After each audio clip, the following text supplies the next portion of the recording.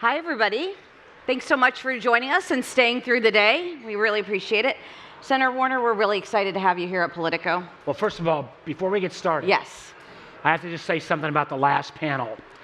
I really like Jim Himes a lot, but it was so much more fun before he and Mike Turner took over the committee, when it was so dysfunctional because it made us on the Senate side look so much better. So I say that with trepidation. I hope he's, I've got the really good stuff on all the intel side, though. So Okay, well, we'll get to it. I wanted to just tell everybody what we just talked about, which is we've known each other a long time. A long time. I knew Senator Warner when he was Governor Warner and covered his first Senate campaign in 2008. Mm-hmm. And That was actually my second Senate campaign. Oh, right, because, well, you didn't win the first The one. first campaign was Warner versus Warner, where we had a bumper strip that said, "Mark, not John," that in certain parts of Virginia, as Susan Swecker knows, people looked at that bumper strip and said, was that a biblical reference? Well, folks will remember 2008 was when Barack Obama won Virginia. A Democrat won the presidential race in Virginia. First time in Virginia for 44 years that we voted for a Democrat. Well, we're definitely going to talk about some Virginia politics, my home state. But obviously, you are the chair of the Senate Intelligence Committee, which you just mentioned, and I wanted to ask you a couple of questions about that first. Yesterday, the U.S. intelligence agencies announced that Iran was responsible for recent attempted hacks into the presidential campaigns. And you did issue a statement encouraging Americans to be vigilant about foreign influence. Does the Senate Intelligence Committee have a plan to investigate? What can you all do to really combat this? Well, I echo a little bit of what Jim just said, that, people have not taken this as seriously as we did in the past. We were totally caught off guard in 2016. 2020, actually, under Trump, the intelligence community, the social media companies worked well together. It's been harder this cycle. We've got new folks and people in many of those agencies.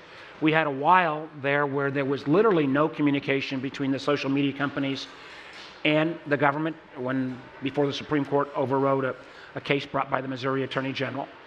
And frankly, with artificial intelligence and the willingness of Americans to believe crazy stuff, it's gotten tougher. Now, Iran, Russia, other nation states, they realize, passing disinformation or misinformation or trying to interfere in elections is both effective and cheap. A lot cheaper than buying submarines, tanks, and airplanes. Iran is much more aggressive than it's been in the past. We will see Russia intervene. It's still, I think, an open question about China. And we've had regular updates. We'll have at least one major public hearing with all the social media companies, and we get regular updates from all the intel community. But we have to be ready for when the bad guys try to interfere. The good news is, particularly with AI and deep fakes, we have not seen the level of AI manipulation, at least in the French, British, or European elections that we stopped. So far so good, but we will see more intervention. Is there any legislation or any policy you're looking at pushing to kind of get at this? We on the Rules Committee with Senator Klobuchar and I and others, we've said, maybe we ought to prevent deep fakes in political advertising. We were not able to get that through. The interesting thing about deep fakes is that there are a number of states, including Texas, Tennessee, and others, that have literally prohibited deep fake usage in politics. That would have made more sense at a federal level. We did get an agreement from 21 tech companies back at the Munich Security Agreement that they would at least have voluntary standards. Mm-hmm. The problem is we've not really seen a lot of meat on those standards. And then you've got outliers like X that don't even pretend that they're going to try to take down disinformation or misinformation. It sounds kind of bleak. Why should campaigns and voters feel confident? It sounds like they should be worried about. I think the integrity of our electoral system and what Jen Easterly's done at CISA has done good work. My fear is that you could have intervention late enough in the effort that people would already be voting. The good news is as well that I think you've seen from Iran attacks both against Trump campaign but also against the Biden effort. Russia is the one that's the most adept, and we just have to be on our guard. Okay. So is there anything that you've talked to the White House about doing, or are we kind of where we are? I think, again, we need to, if you see crazy information about voting or times or places, we've got to have a willingness to report. We also, frankly, need the social media companies to lean more in when they particularly see evidence of this coming from abroad. Americans have got the right to say whatever they want to each other. We have no interest in trying to restrict free speech. But when you can tell that some of this is originating on foreign sources, we need more forward leaning. And frankly, it's pretty uneven from the companies. Okay. I want to switch to President Biden. We were talking backstage for a minute there about his speech last night. What did you think? What was your take on it? I think it was a great speech. I think President Biden laid out in great detail his many, many accomplishments. And I think many of those accomplishments have not been fully felt by the American people yet. You know, we've still only spent out about 50 cents on the infrastructure bill. Right. We still haven't gotten to the 98, 99% we'll get on broadband deployment. We've done a lot on $1 trillion on clean energy. I think more of that will actually, that's been committed. It's not been fully spent out. The CHIPS money is yet to be spent out. I think his accomplishments on finally starting to bring down drug cost. And where I sit from the Intelligence Committee, which in ways is almost kind of de facto the Technology Committee in the Senate, you know, he's been taking the lead on calling out our competition with China, particularly on technology. He strengthened NATO. I think the list of accomplishments are huge. And I think that you saw last night the kind of love that Joe Biden gets from at least Democrats in this country. It was widely reported in Politico and elsewhere in early July that you were going to convene a group of Democratic senators, your colleagues, to talk about having Joe Biden step down from the ticket. That meeting didn't happen. Why did that meeting not happen? Did you feel like the message was already out there? Did you all? Anita, I'm going to, you know, we've known each other a long time. I'm still a little bit old-fashioned. I actually think that private conversations with my colleagues are going to stay private. I think Joe Biden has been a remarkable president. I think he, with enormous grace last night, passed the torch to Kamala Harris. I got to know then Senator Harris pretty well. She was on the Intel Committee. Lisa and I have socialized with her and Doug. She tried to teach me a thing or two about tuna melts, which I had to maybe school her a little bit on. But I think, you know, the best is yet to come with her. Okay. Did you, when he passed the torch, he immediately endorsed her. Did you wish that there was more of a conversation about who would be the nominee? No, listen, when President Biden decided not to continue his campaign, I was one of the first people, I think I may have been one of the first senators to endorse Kamala Harris. I think she's going to be a great president. And what I hope that the American people, and I think they'll see a bit of this, I hope on Thursday night, is to see the person that I think America saw a little bit in some of the questioning she did when on the Intelligence Committee. I did something, she did such a great job of questioning then Attorney General Jeff Sessions that I even felt sorry for Jeff Sessions, and that takes a lot. But the kind of person also that, you know, that in a playful way when we did the whole tuna melt thing, which we can talk about because that's really classified. I hope they see that person as well, and I think we're starting to see that personality come out. Have you talked to President Biden since he decided to leave the ticket? You know, old school. That is very old school. Old school, I know, but you know. It was widely reported about the meeting, though. You know. You must not have liked that very much. Listen, I had great conversations with a lot of my colleagues. Okay. All right, well, we've mentioned the tuna melt a couple times. You have to tell us the story. There's a video out there of you and Kamala Harris making tuna melts. Well, first of all, before you see that video, which is now quite popular, you should go ahead and waste about 2 minutes and 28 seconds of your time to look at the precursor to that, which set the whole stage. And this was early on in COVID. And, you know, politicians were doing these incredible things. They were baking cookies, showing their banana bread. My dear friend of, you know, literally 44 years, Tim Kaine, who is singularly the nicest person in politics, you know, played his harmonica and sang this heartfelt song. And I'm like, I thought, oh my God, this is so wholesome. So my youngest daughter, who was back from business school, said, well, Dad, you were a horrible cook throughout our whole life, but the one thing you made was gross tuna melts. And so I filmed a 2-minute and 28-second, one-take wonder. Some people have said that, there was a little bit of tongue-in-cheek. I do know that you're actually supposed to drain the tuna before you put the tuna on. Okay. And, I do like mayonnaise, maybe not as excessive as that. And I know you're not supposed to microwave them. But it came out a day or two passed, and nothing happened. And then all of a sudden, it melted down the internet. I think unfortunately, I take all of my legislative accomplishments and add them all together in terms of actually feeds on the internet, and I got many more on the tuna melt. And literally a day or two later, Kamala calls and says, Mark, I got to show you how to make a real tuna melt sandwich. So I got a schooling from not only Kamala Harris, but Colicchio from Top Chef and Jose Andres. They all taught me, but she did at least the fanciest version of any tuna melt. Has it gotten better?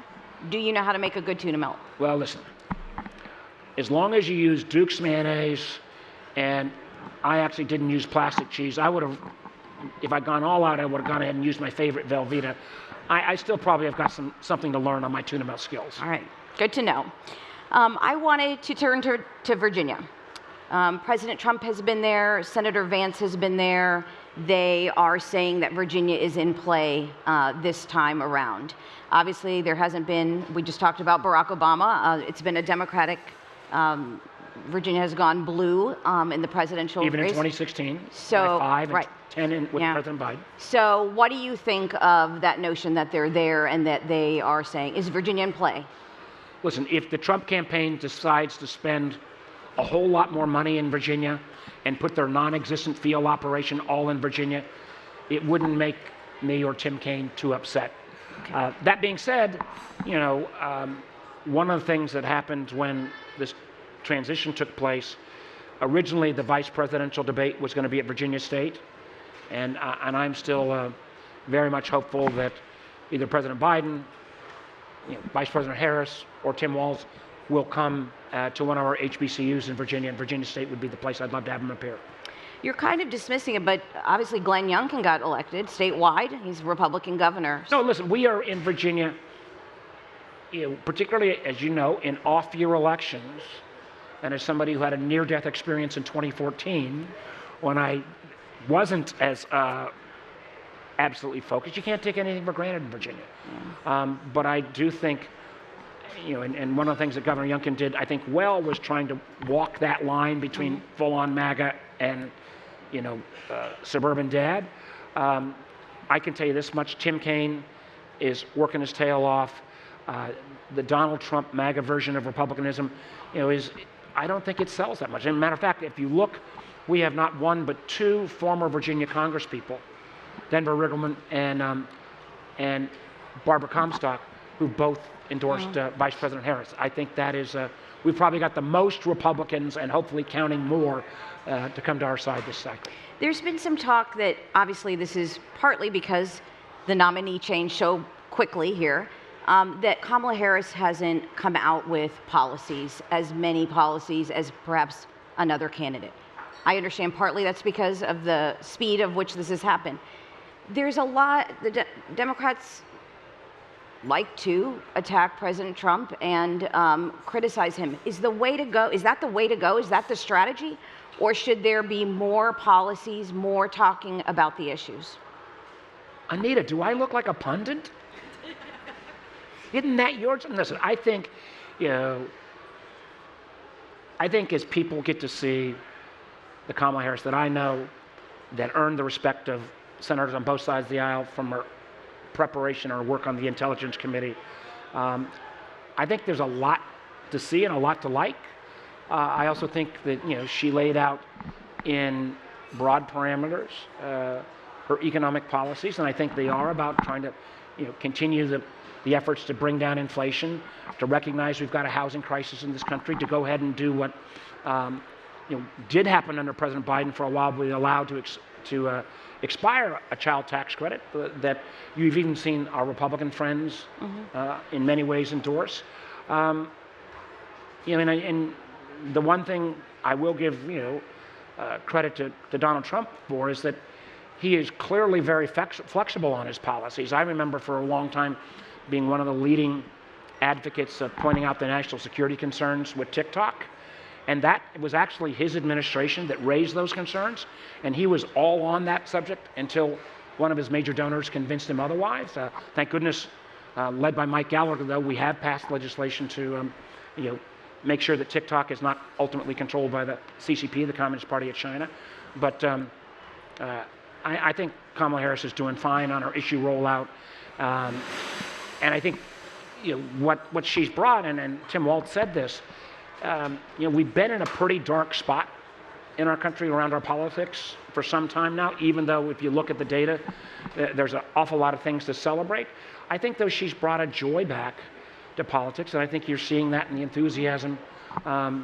You saw last night, you'll see tonight, and obviously it'll culminate on Thursday night. I want to ask you about a couple policies, but I want to ask you about you first. What are your plans?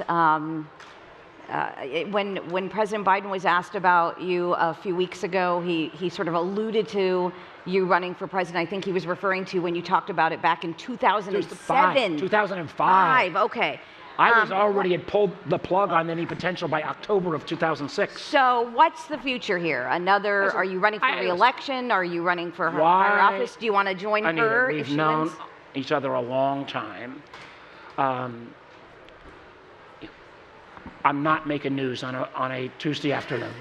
Why not? You're right here at the CNN Politico yeah. Grill. This is the place to do it. And one of the reasons why I almost lost in 2014, when I first got to the Senate, I don't think I was a very good senator at first. I loved being governor. It took me a while, particularly as somebody that is, just kind of steeped in bipartisan approach. I proudly say that I've been the member of every bipartisan gang in the Senate since I've been there. I actually have gang tats up and down my sleeves as I started this robe. And I think there is a role I have both in putting these coalitions together in the Senate for a President Harris, and God forbid, even if the other side were to be successful. And I've really found a lane, particularly around this intelligence work, which, again, by default has many ways become, I think, the technology committee in the Senate. We were the first to point out the challenges with Huawei. We led the efforts in terms of 5G. The CHIPS bill came out of our committee with John Cornyn and I, the infrastructure bill, and we are spending a lot of time looking at artificial intelligence, quantum computing, a heck of a lot of time on bio. I will make a little piece, just as nobody had ever heard of Huawei, say 5 or 6 years ago. The next company that will burst upon the scene on a national security basis will be a company named BGI, Beijing's Genomics Institute. What China is doing in terms of collecting DNA and human data, that will be the next forefront of national security competition. So I think I've got a value add in the Senate, and I think you're not saying anything, yes, no, it's all out I'm talking about issues of critical importance. Have you talked which the people here are very interested in. Okay, let's talk about some issues. Have you talked to Vice President Harris about, since she has gotten into the race, about specific policy issues? Private conversation is going to say private, but I know that Kamala Harris is, and she showed me this on the committee, deeply concerned about our national security, recognizes particularly the technology competition coming from California. She comes a little more steeped in technology issues more than most. And I think particularly, at least on national security, she's going to be great. And I think on this technology competition, this competition with China, I think is the issue of our time. We have never faced a competitor of this both economic might. Russia was an ideological and military threat, still remains that. But China is, not playing for second place. What would you like to see a President Harris, if there is one, do in that regard? On China, I'd say, well, first of all, we've got to realize that there's 2/3 of the world that we sometimes walk away. Anytime we say America and NATO or America and the West, when we think about China, we piss off 2/3 of the world in terms of the balance of Asia. I'm long India, I'm chair of the India caucus, Africa, South America. I think there's a host of countries that maybe went for a while with Belt and Road with China, thought they was going to get a free lunch have got different thoughts. We need to reach out to those countries. I think we also have to realize that this, again, in these technology domains, we are going to need to make the kind of R&D and in certain domains investments the way we did in chips, and I would argue that in areas like life sciences, areas like quantum computing. I think on the energy mix, I hope, because if we think about the power needs, particularly that are going to come from AI, I'm all for solar and wind and all other clean energies, but I think we got to bring nuclear back in the mix. Right now, small modular nuclear SMRs could provide a host of clean energy. And frankly, China and Russia are trying to sign up nation states. We need to do that. So I hope there will be a series of these, particularly technology investments, that she'll take the lead on. Is there something President Biden and the Biden administration hasn't been able to do or hasn't done that you would like to see the next administration do? These are things that are real time. I gave a little talk the other day, and I know our clock's ticking down, so I'll give the rapid version. There are certain things I hope that President Biden could do literally before he turns over the keys. One, that again doesn't make a lot of front page news, the election in Venezuela, where the opposition came together and overwhelmingly defeated Maduro. If we could move him out, stand for democracy in South America, that would help the whole region, but it would also cut down on the already 8 million Venezuelans that have left that region. The conflict that kills more people every day than Gaza and Ukraine combined is Sudan. And I think it is time for America to be, and Tom Perriello, the former congressman from Virginia, is now our special envoy there. There's no good guys in that nation state, but if we could show that we are actually interested in stopping conflict in Africa, particularly when we've seen the number of coups and move to the Russia or Chinese alignment from some West African nations, I think it's huge. And I know Jim touched on this in the last session. Obviously, there's no secret solution yet to Israel and Gaza conflict, although I'm more optimistic than ever that the administration and Bill Burns, in particular the CIA director, has worked his heart out. We are close there. But what I think is also happening simultaneously in that region is that nation states like Saudi Arabia and the Emiratis, for their own reasons, particularly because they think our technology is better than China's, and as they think about wanting to become not just petropowers, but literally, UAE is one of the leading nations of the whole world on AI. They want to be in with us. If we could move the Sunni Arab states to closer alignment with us and others, and I think, as you've heard from MBS, they're ready to do a recognition of Israel, but that is not going to happen until there's a path forward on Gaza and a ceasefire and a path forward for the Palestinians. You mentioned Ukraine. There's a lot of people that would like President Harris, if there is one, to kind of take the next step, perhaps even give more powerful weapons to Ukraine to finish this fight, I guess. What do you think she should do? What would you like to see her do? I agree that, and this has been I've been deeply engaged with this. I do think the administration, with some of the weapons that we've given them, need to take off some of the shackles so that the Ukrainians, in terms of hitting some of the airfields and some of the missile launching spots, can go beyond the 80-mile or 80-kilometer limit that we've got right now. Clearly, Russia has not observed any of that. I think the American people, frankly, were never as isolationist as Donald Trump or J.D. Vance was about Ukraine. I've gone into the hardest, reddest parts of Virginia, and people realize that letting a bully like Putin win would mean that we more likely would have had American troops in harm's way in NATO within a year. I do think the Ukrainians, so giving them the weapons that we're giving them, giving a little more flexibility on that. I think, again, this incursion that Ukraine has put into Russia has, I think, got Putin on the back step.